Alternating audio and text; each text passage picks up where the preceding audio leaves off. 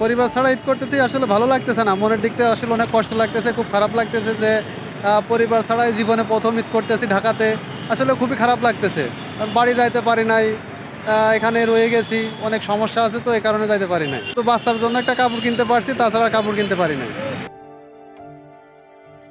আমি গাড়ি চালাই রোজার ১ মাসে মনে করেন যে এই পর্যন্ত ২,০০০ টাকাও বেতন পাই না ৩০ দিনে। তাইলে মনে করেন আমার সংসারে ২টা বাচ্চা পড়ালেখা করাই, নিজে মনে করেন যে চলি। পরিবার ছাড়া তো ঈদ করে খারাপ লাগবেই ভাই, কি করবো? গরিব হয়েছি, গরিব হয়ে তো কিছু করার নাই। আমাকে তো আর টাকা পয়সা নাই যে ব্যাংক ব্যালেন্সে টাকা পয়সা আছে আমরা ওইখান থেকে লোমু ভাঙমু দিমু, এরকম কিছু আমাকে নাই। কারণ আমরা অনেক বর্তমানে সিএনজি চালায় বড় কষ্টে আছি।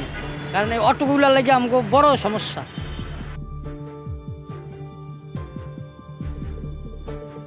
আসলে পরিবার ছাড়াই তো ভালো লাগে না, তারপরেও বাধ্য হয়ে থাকতে হয়। আমরা গরিব মানুষ, গাড়ির চাকরি করি, কষ্ট লাগে।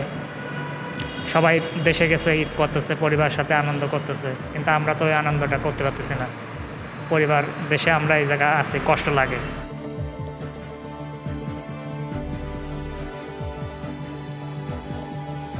এই পর্যন্ত পরিবারের সাথে কথাই বলতে পারি না। আমি টাকার অভাবে বাবা পরিবার ফোন দিচ্ছে যে আজ ঈদের দিন তুমি বাড়িতে আসো।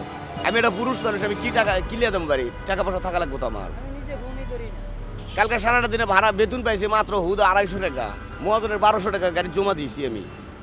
এভাবে তো ভাই আমাকে তো দিন পথ যাওয়া লাগবে। এটা ঈদ, এটা বছরকার দিন।